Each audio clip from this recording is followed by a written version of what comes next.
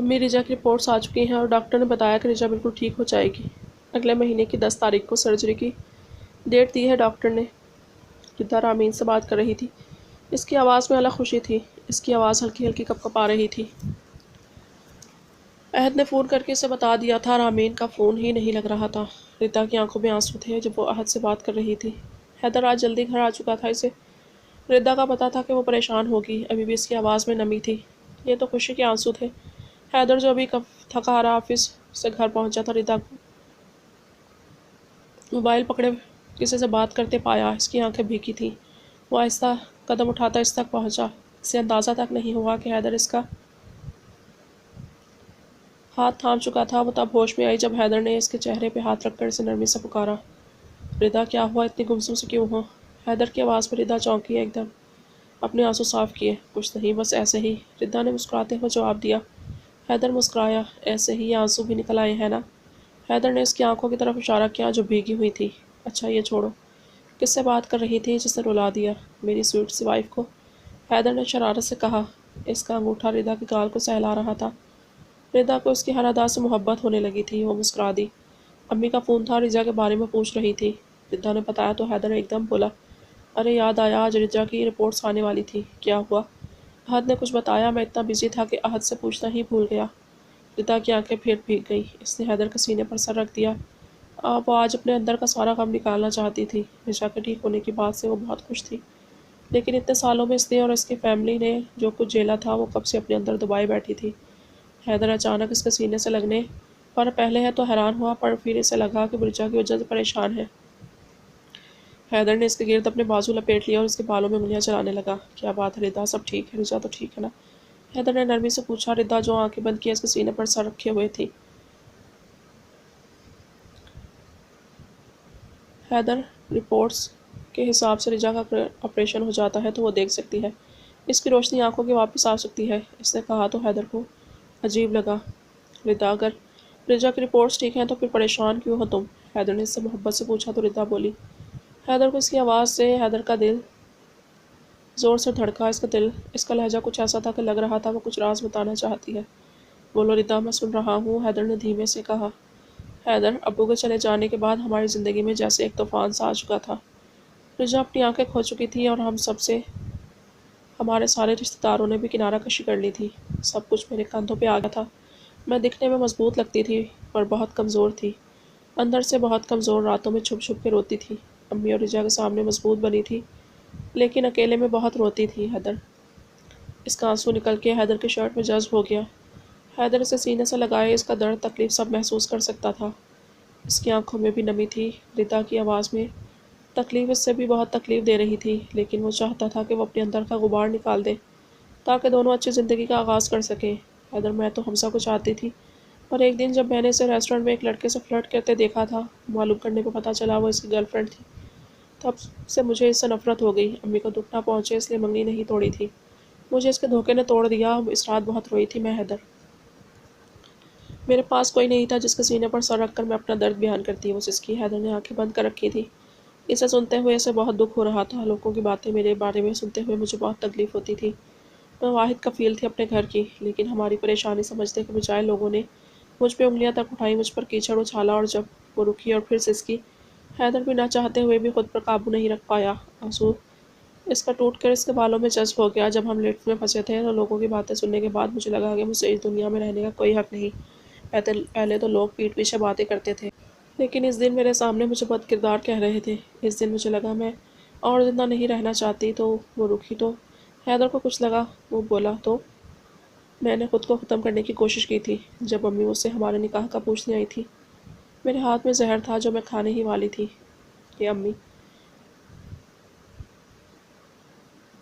اسی وقت پہنچ گئی، ورنہ میں نے خود کو ہی ختم کر لیا ہوتا۔ میں مرنا چاہتی تھی، مجھے موت چاہیے تھی، مجھے بوجھ والی زندگی نہیں چاہیے تھی۔ جب اس نے یہ بات اسے بتائی تو حیدر نے اسے جھٹکے سے الگ کیا۔ اس پہ حیرت کا پہاڑ ٹوٹ پڑا۔ وہ دھاڑا، کیا یہ سب تم مجھے ابھی بتا رہی ہو؟ تم خود کو مارنا چاہتی تھی کیا؟ اتنا کمزور سمجھا تھا تم نے مجھے کہ مجھ سے نکاح پہ اپنی موت کو ترجیح دی؟ تمہاری ہمت کیسے ہوئی خود کو نقصان پہنچانے کی؟ ردا، اس نے سرخ آنکھوں سے ردا کی طرف دیکھا۔ ردا کو آج واقعی اس سے ڈر لگا تھا۔ وہ روانی میں وہ بس بول رہی تھی، ٹوٹ چکی تھی، اس نے سب بول دیا جو ایک راز رکھا تھا، لیکن اپنی تکلیفوں میں اتنا کھو گئی کہ پتہ ہی نہیں چلا کہ وہ سب بتا گئی۔ ایسا نہیں ہے حیدر، ردا نے صفائی دینا چاہی۔ اچھا، تو میں اتنا برا تھا کہ تم شادی نہیں کرنا چاہتی تھی؟ کرنا چاہتی تھی نا؟ حیدر کا غصے سے برا حال ہو رہا تھا۔ حیدر میں آپ کی زندگی برباد نہیں کرنا چاہتی تھی۔ وہ اب رو رہی تھی، حیدر تو اس کے آنسو دیکھ کر نرم پڑ رہا تھا۔ اچھا، بہت اچھا کام کرنے جا رہی تھی تم، اسے پتہ نہیں چلا کہ اس قدر تیش میں آ چکا تھا، اس کا رنگ لال ہو رہا تھا۔ ردا نے آج سے پہلے اسے اتنے غصے میں نہیں دیکھا تھا۔ آج تک اس نے کبھی اس سے اونچی آواز میں بات نہیں کی تھی، اور آج وہ دہڑ رہا تھا۔ ردا کو خوف سا آ رہا تھا۔ میں ہی پاگل تھا جو تم سے پاگلوں کی طرح محبت کرتا ہوں۔ تمہیں تو یہ رشتہ بھی یقیناً بوجھ لگ رہا ہوگا۔ حیدر نے سخت آواز میں کہا۔ نہیں حیدر، پلیز میری بات تو سن لیجیے۔ وہ حیدر سے بول رہی تھی، لیکن حیدر کیا سوچ چکا تھا، ایک غلط فہمی تھی۔ تو مسز حیدر یاسین، تمہیں مجھ پہ بھروسہ نہیں، اسی لیے مجھے اپنے قریب نہیں آنے دے رہی تھی، ہے نا؟ حیدر نے چبا چبا کے کہا۔ ردا حیران تھی، اسے تو ٹائم چاہیے تھا، حیدر بات کو کہاں سے کہاں لے جا رہا تھا۔ ایسا نہیں ہے، ردا کچھ بولتی کہ حیدر لمبے لمبے ڈگ بھرتا باہر نکل گیا۔ بہت غلط سمجھ رہے ہیں آپ حیدر، میں نے کبھی ایسا نہیں چاہا تھا۔ میں صرف آپ پہ بوجھ نہیں بننا چاہتی تھی۔ وہ زمین پر بیٹھتی چلی گئی، وہ بہت زیادہ رو رہی تھی۔ رجا، میں آج بہت خوش ہوں، تم ٹھیک ہو جاؤ گی، ڈاکٹر سے مجھے نئی زندگی دی ہے یہ خبر سنا کے۔ گھر میں سب بہت زیادہ خوش ہیں۔ احد رجا کے ساتھ ایک ریسٹورنٹ میں بیٹھا تھا۔ آج موسم بہت اچھا تھا، چمکیلی دھوپ نکلی تھی تو سب ریسٹورنٹ کے باہر بیٹھے تھے۔ وہ بھی رجا کو لے کر ایک ٹیبل میں بیٹھ گیا۔ رجا گرمائش محسوس کر سکتی تھی، اس کا ہاتھ رجا کے ہاتھ میں تھے۔ احد کی آواز میں الگ ہی خوشی محسوس ہوئی رجا کو۔ رجا بھی مسکرا دی۔ احد نے اس کا ہاتھ لبوں سے لگایا۔ میں پھر سے دیکھ پاؤں گی نا سب، رجا نے امید سے کہا تو احد نے مسکرا کر اسے دیکھا۔ بالکل میری جان، تمہیں ابھی تو میرے ساتھ دنیا کے بہت سارے رنگ دیکھنے ہیں۔ احد کے لہجے میں بے تحاشا محبت تھی۔ رجا کو اس کا خیال رکھنا، اس کی باتیں سننا اچھا لگتا تھا بہت۔ بس ایک دفعہ تمہارا آپریشن ہو جائے، احد نے مسکرا کے کہا۔ اچانک اس کی نظر سامنے سے آتے براؤن لانگ کوٹ میں ملبوس ایک خوبصورت اور جانے پہچانے انسان میں پڑی۔ وہ کھڑا ہوا۔ رجا ایک منٹ میں اٹھا اور اس انسان تک پہنچا۔ اذہان، مسٹر اذہان نصیب، احد نے مسکرا کے اس سے پوچھا تو اس نے اپنی کالی آنکھوں سے اس کا جائزہ لیا۔ احد، جو جینس اور بلیک شرٹ کے ساتھ ڈارک بلو لیدر کی جیکٹ میں ملبوس تھا، اس نے اجنبی نظروں سے اسے دیکھا۔ سوری، میں نے آپ کو پہچانا نہیں۔ آپ نے ریسنٹلی آپ کی کمپنی کے ساتھ ڈیل کی ہے، احد نے کہا تو وہ مسکرایا۔ وہ یاد آیا، آپ مجید گروپ کے کمپنیز کے مالک ہیں۔ Mister Ahad Majid, nice to meet you. Sorry, میں آپ کو پہچان نہیں سکا۔ اس نے ہلکی سی مسکراہٹ سے احد کو دیکھا۔ احد کی طرح اس کی شخصیت بھی متاثر کن تھی۔ آپ یہاں؟ احد کی طرف اس نے حیرانگی سے دیکھتے ہوئے کہا۔ وہ ایکچولی میں اپنی وائف کے چیک اپ کے لیے آیا تھا، احد نے بتایا۔ احد کی کمپنی نے آزاد کی کمپنی کے ساتھ ڈیل کی تھی، جس کے تحت اپنی کمپنی کے ایک برانچ وہ یہاں کھولنے والے تھے۔ اس میں آزاد کی کمپنی ان کے ساتھ پارٹنر تھی۔ آزاد سیلف میڈ بزنس مین تھا، اپنی کوشش سے اس نے ترقی کی تھی۔ اچھا، آزاد نے اتنا ہی کہا۔ رجا ٹیبل پہ بیٹھی تھی، احد کا انتظار کر رہی تھی کہ اچانک اس کی آواز احد نے سنی۔ رجا، میٹ مسٹر آزاد نسیم ہے، میرے بزنس پارٹنر۔ وہ آزاد کے ساتھ آیا، اس نے آزاد کو کافی کا آفر کیا، جو اس نے مان لیا۔ احد نے آزاد کا تعارف کرایا۔ اس کی ایلیگنٹ شخصیت کی وجہ سے اس پہ نظر ٹھہر سی جاتی تھی۔ وہ رجا سے کچھ نہ بولا، لیکن اس کی آنکھیں بہت کچھ بول رہی تھیں۔ رجا جواب میں مسکرا دی۔ آزاد بھی بیٹھ گیا۔ احد رجا کے ساتھ بیٹھ گیا۔ آپ کی مسز کو کوئی ہیلتھ ایشو ہے کہ اس کی وجہ سے آپ کا لندن آنا ہوا؟ آزاد نے احد کی طرف دیکھتے ہوئے کہا۔ رجا کو لگ رہا تھا احد بہت زیادہ امبیرس ہوگا۔ اس کا رنگ فاق ہو گیا۔ رجا کی آنکھیں بھرنے لگی۔ وہ دیکھنے میں بالکل ٹھیک لگتی تھی، اسے دیکھ کے نہیں لگتا تھا کہ وہ نابینا ہے۔ احد نے اسے کندھے کے گرد بازو پھیلائے اور مسکراتے ہوئے بولا۔ ایکچولی میری وائف دیکھ نہیں سکتی، اس لیے ان کا چیک اپ کروانے آئے تھے یہاں۔ رجا کو احد کی آواز کہیں سے بھی شرمندگی محسوس نہیں ہوئی، جیسا اسے لگ رہا تھا، لیکن احد کے لہجے میں بے پناہ محبت محسوس ہوئی۔ اوہ، آئی ایم سو سوری، مجھے پتہ نہیں تھا، اس نے بہت عاجزی سے کہا۔ اس کے لہجے میں انگلش کا اثر لگ رہا تھا، ایسا لگ رہا تھا بچپن سے وہ یہاں رہتا ہے۔ اٹس اوکے، رجا نے مسکرا کے کہا تو وہ کچھ بولتا اس کا فون بجا۔ اسے کچھ یاد آیا، وہ اٹھا۔ سوری مسٹر احد، آپ کے ساتھ کافی ضرور پیتا، لیکن ایک امپورٹنٹ کال ہے، مجھے جلدی آفس پہنچنا ہے۔ اوکے، آئی ہوپ آپ کی وائف جلد ہی دیکھنے لگے۔ وہ کھڑا ہوتا، اس سے ہاتھ ملاتا باہر نکل گیا، لیکن اس کا لہجہ بہت پراسرار اور ٹھنڈا لگا۔ اس نے سر جھٹک دیا۔ وہ مسکرا دی۔ اوہ، کتنی دیر ہو گئی ہے، کافی ابھی تک نہیں پہنچی، احد نے کہا۔ احد، تمہیں یہ انسان عجیب نہیں لگا؟ رجا نے احد سے کہا تو احد بولا، پتہ نہیں رجا، یہ ایسا ہی ہے، تھوڑا سخت مزاج سا۔ احد نے مسکرا کے کہا۔ سخت مزاج میں بھی ہوں، بٹ تمہارے لیے میرا دل موم ہے۔ احد نے رجا کا ماتھا چوما جو اس کے پہلو میں بیٹھا تھا۔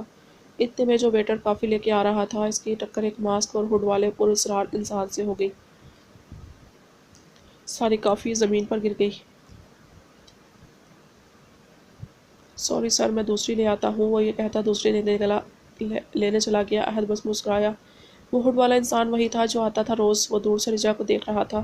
اچانک احد کی نظر زمین پر پڑی۔ ابھی وہاں صفائی نہیں ہوئی تھی تو دیکھا اس کافی گرد چونٹیاں جو جمع ہو گئی تھی۔ کافی میٹھی تھی تو چونٹیاں اس کے گرد جمع ہو چکی تھی، وہ آہستہ آہستہ مر رہی تھی۔ وہ حیران ہو گیا کہ یہ کیا تھا۔